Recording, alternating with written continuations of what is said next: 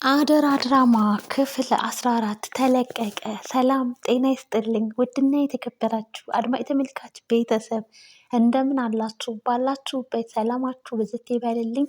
ለዚህ ቻናል አዲስ የሆናችሁ ቻናሉን ሰብስክራይብ በማድረግ ቤተሰብ ይሁኑ። ነባሮች ላይክ፣ ሼር በማድረግ አበረታቱኝ።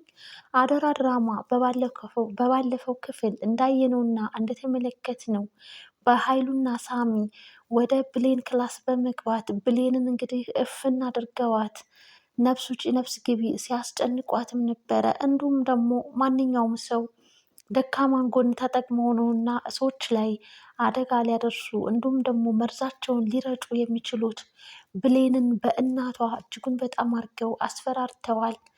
አሳዳጊ እናቷ ከዚህ በፊትም እንግዲህ ታግታ ነበር ማለት ነው። ስቃዩንም አይታ ነበር። በድጋሚ አሳዳጊ እናትሽን እንገላታለን እያሉ አንቺ ማወቅ የሌለብሽን ነገር አወቅሽ፣ መስማት የሌለብሽን ነገር ሰማሽ፣ መጣላት ከሌለብሽ ሰው ጋር ተጣላሽ በማለት በሀይሉ እጅጉን በጣም እንግዲህ ትልቅ ፍጥጫ ውስጥ ትግል ውስጥ ገብተዋል ማለት ነው። ብሌንም እናቷ ነችና እንግዲህ የመኖሯ ሚስጥር እባካችሁ ምንም አይነት ነገር ላደርግም ልናገርም ከአንተ ጋር መጣላትም አልነበረብኝም፣ እንዲሁም ደግሞ የሰማሁትንም እንዳልሰማው አድርጌ እኖራለሁ፣ እናቴን ተውልኝ በማለትም ስትማጸናቸውም ነበር። በዛ መሀል እንግዲህ ለረጅም ሰዓት ነበር አፏን እፍና አድርጎ ያቆያትና ነፍስ ውጭ ነፍስ ግቢ እንግዲህ ጩኸትም ስታሰማ ሰላም ከእንቅልፏ ተነስታ እንዲህ ግቢውን ዞር ወር እያለች ይሄ ድምፅ ከየት ነው የመጣው? ማን የጮኸው? እያለች እየተመለከተች ዘወርወር ባለችበት ታይም፣ በሌላ በኩል ደግሞ ቃል እንግዲህ ብሌንን የብሌን ክላስ ውስጥ እንግዲህ ገብተው እንደመስሳታለን ስላሉ እንጨፈልቃታለን ስላሉ እጅጉን በጣም ደስ ተሰኝታ ተመልክተናታል ማለት ነው። እናም እንግዲህ ሰላም ግቢ ውስጥ ጎርደድ እያለች እንግዲህ ጩኸቱ ከየት እንደመጣ ለማዳመጥና ለማጣራት እንግዲህ ባደረገችበት ሙከራ እንደ አጋጣሚ ቃል ታያታለች። እናም እንግዲህ ማሚ ምን እየሰራሽ ነው በማለት ነበር የጠራቻት። አንቺ ደግሞ ምን ትሰሪያለሽ ስትልም ሰላምም ቃልን አናገረቻት ማለት ነው። እናም እንግዲህ አንቺ እኮ ለሽንት ስነሳ አንቺ ስታልፊ አይቼሽ ነው ወደ አንቺን ተከትዬ የመጣሁት በማለት ውሸቷን ቀጥላለች ማለት ነው። ቃል ሰላምም የሆነውና የተፈጠረውን ነገር ነገረቻት። ድምፅ ሰማሁ፣ ጩኸት፣ ማን ጮኸው ስትልም ነበር። ከዛም እኔ ነኝ ማሚ በማለት እንግዲህ ትዋሻለች። ምን ሆነሽ ነው የጮኽሽው አንቺ ስትልም አይጥ አይቼ ነው በማለት ውሸቷን ቀጠለች። እናም ነይ በቃ ግቢና ገብተን እንተኛ፣ እንደውም ዛሬ አንቺ ጋር ነው አብሬ የምተኛው በማለት ቃል ሰላምን ማስተባበር ጀመረች። ሰላምም እዚህ የመጣው መጥቼማ ብሌንን አይቻት ልመለስ ስትል፣ እንዴ ማሚ ምን ሆነሽ ነው? ብሌንን አሁን ከእንቅልፏ ልትቀሰቅሽ ነው እንዴ? ከእንቅልፏ ከተነሳች እኮ ተመልሳ መተኛት አትችልም። እናም አትቀስቅሻት በማለት ውይ ልጄ እውነትሽን ነው በማለት እንግዲህ ሰላም ወደ መኝታ ቤታቸውን ሊመለሱ ሲሉ ድጋሚ ድምፅ ጩኸት ትሰማለች። ያ የድምፅ ጩኸት ከብሌን ክላስ እንደሆነ በደንብ አርጋ አረጋግጣለች።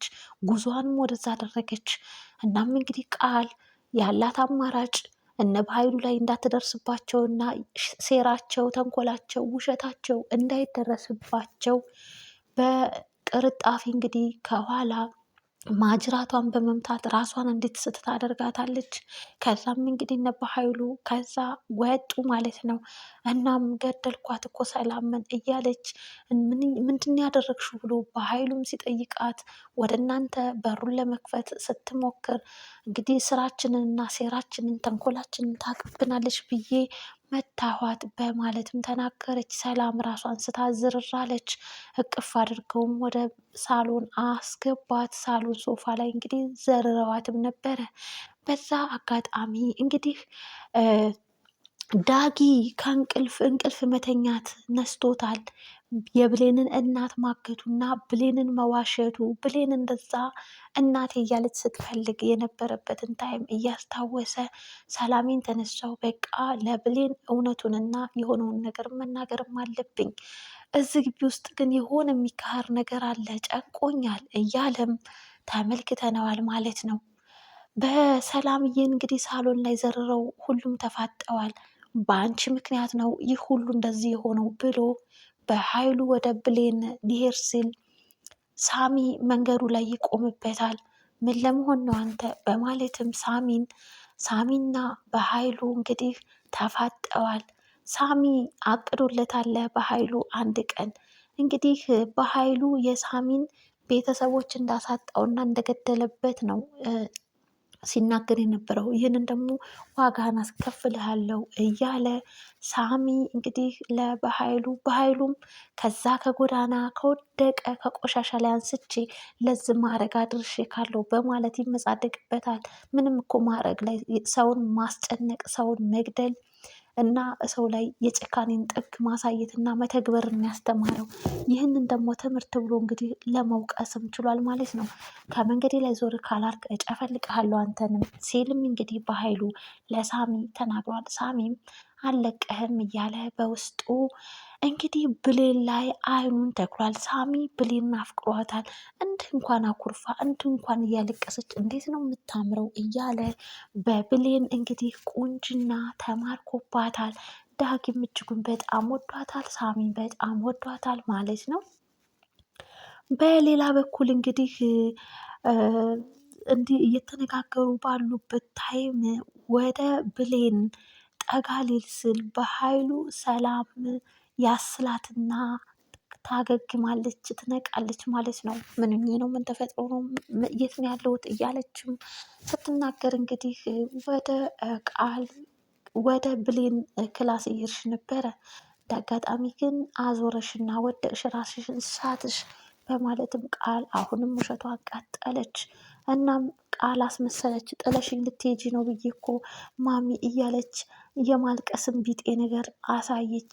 እናም ሰላምዬ ጥዬሽም አልሄድም የኔ ልጅ እያለች እንግዲህ በሚያሳዝን ሁኔታ በኃይሉን አንተስ ምን ልታደርግ ነው እዚህ ቤት ስትለው እንግዲህ ቃል እኔ ነኝ የጠራሁት አንቺ እንደዛ ራስሽን ስትወርቂ በጣም ደንግጬ እኔ ደውዬለት ነው የመጣው። እሱም ማን አለኛል አንቺ አንድ ፍሬ እህቴ። አዎ ለዛን የመጣሁት አለ። የኔ አለሞች እናንተ እኮ ናችሁ ሁለታችሁ የኔ እያለች እስኪ ከጎኔ ተቀመጡ በማለትም እንግዲህ ሰላም ጠላቶቿን ከጎንና ከጎኗ አስቀምጣም ነበረ ማለት ነው። እነሱ የሞትን ጉድጓድ ይቆፍሩላታል። እሷ ግን ወንድሜ ልጄ እያለች በጣም ታሳዝናለች ማለት ነው። በሌላ በኩል እንግዲህ ብሌን እጅጉን በጣም ደስ ብሏታል። እትዬ ስለተሳልሽ በጣም ደስ ብሎኛል፣ በእኔ ምክንያት እንደዚህ ሆንሽ እያለች ወደ ኩሽና ልትሄድ ስትል ሰላም ብሌንን ፈለግኩሽ በማለትም አንድም ነገር ሳትዋሺ እንድትነግርኝ ይፈልጋለሁ፣ በእናትሽ ቃል ግቢልኝ በማለትም በእናቷ ቃል ታስገባትና ለምን ነበር የደወልሽልኝ? ምን ልትነግሪ ነበር? በማለትም ጠየቀቻት። ቃልም ከራሷ ጋር ንግግርና ክርክር ፈጠረች። አሁን በእናት ያስምላኛለች፣ እንዴት ነው የምዋሸው? ነገር ግን እውነቱን ብነግራት ሰላም እንዴት ታምነኛለች? በማለት እንግዲህ እንደማታምናት ተረዳችና ምንም አይነት ማስረጃ የለኝም በሚለው ቃልም እንግዲህ አይኗን እያየቻት ነበረ። ብሌን ያላት አማራጭ መዋሸት ነበር። ምንም እንኳን በእናቷ ቃል ብትገባላትም እንደማትዋሻት ነገሩ አዝማሚያው ደስም አላላትም እና ሰላምን ዋሽታ እኔ ብር ፈልጌ ነው ስትላት እንግዲህ የማትፈልገውና ያላሰበችበት ስለሆነ ስንት ብር ነው የምትፈልጊው ስትላት 200 አለቻት። ሰላምን በጣም ሳቀችባት። 200 ብር ነው የምትፈልጊው ስትል ማለቴ 2000 ብር አለቻት። እናም በስጦታ መልክም ሁሉ አበረከተችላት። በጣም እየጸጸታት ያንን ብር የሰጠቻትን ይዛ ወደ ኪችን ስትገባ እናም ቡና አፍልታ ፏብትን ብለው እንደሚጠጡ ቡና ስታወራትም ለሰላምም ስትነግራት ነበር። ብሌን ወደ ኪችን ሄዳ ከነጅጉን በጣም ተማራ መዋሸቴ ሳያንስ ደግሞ ይህንን ብር እንዴት እቀበላታለሁ በማለት በጣም አሰበች። ቃልም ጥሩ ስራ ሰርተሻል ዛሬ ስትልም ይህ ሁሉ በእናንተ መዘዝ ነው በማለትም ብሌን እጅጉን በጣም አዘነች። እናም እንግዲህ ይሄ ብርማ በውሸት የመጣ ብር ስለሆነ አልፈልገውም ስትል ቃል እንግዲህ ያንን ብር እኛ ኃጢአተኞቹ እንፈልገዋለን በማለት ብሩንም ቃል ወሰደችው ማለት ነው። ዳጊና ብሌን ቁጭ ብለው እያወሩ ሳለ ለብሌን እንግዲህ ወረቀት በፖስታ ታሽጎ ይላክላታል። ዳግም ለብሌን እንደሚወዳት እንደሚያፈቅራት መናገር አለብኝ እያለም እየተደረደረ ባለበት ታይም እሷም በጣም ነው የምትወደው፣ የሚያዳምጠኝ ከጎን ያለ ሰው እሱ ነው በማለት ነበር። ነገር ግን በሚያሳዝን ሁኔታ ዳጊ እናቷን ሲያግታት የተነሳ ፎቶ ነበር እና ለብሌን ደረሰ። ብሌንም ያንን የተሰጣትን ወረቀት ከፍታ ልታዩ ስትል አያትው የግልሽ ሚስጥር ሊሆን ይችላል በኋላ ታይዋለሽ ብሎ ቢጠይቃትም ነገር ግን ከአንተ የሚደበቅ ምንም አይነት ሚስጥር የለኝም በማለት ብሌን ያንን የተላከላትን ፖስታ ከፍታ ስታየው የእናቷና የዳጊ እያገታት ነበረ የሚያሳየው። በጣም ደነገጠች፣ ማመንም አቃታት። እናም ተፋጠው እንግዲህ ተመልክተናል ማለት ነው። የብሌንና እንግዲህ ዳጊ ተጣልተዋል ማለት ነው። ነገር ግን እናትየዋና ዳጊ ስለሚተዋወቁ እናትየዋ ይህንን ነገር በደንብ አድርጋ ለብሌን ታስረዳትና ነገሩ ክሊል ይሆናል ብዬ ተስፋ አደርጋለሁ። ይህ የኔ ግምት ነው። የእናንተስ ግምት ምን ይመስላል? አድማጭ ተመልካች ቤተሰብ ላይክ እና ሼር አይረሳ። አዳዲሶች ሰብስክራይብ አድርጉ ማለት ነው። በዚህ ድራማ ላይ በአደራ ድራማ ላይ ያላችሁን ሀሳብ አስተያየት፣ ግምታችሁን በኮሜንት አስፍሩልኝ። ባይ ባይ። በቀጣይ ክፍል እስክንገናኝ ድረስ ቸር ሰንብቱ። አደራ ድራማ እጅጉን በጣም አስተማሪ አዝናኝና ቁም ነገርም ያለበት ድራማ ነው። እጅጉን በጣም ያስተምራል ለብዙሃኑ ማለት ነው። በቀጣይ ክፍል እስክንገናኝ ባይ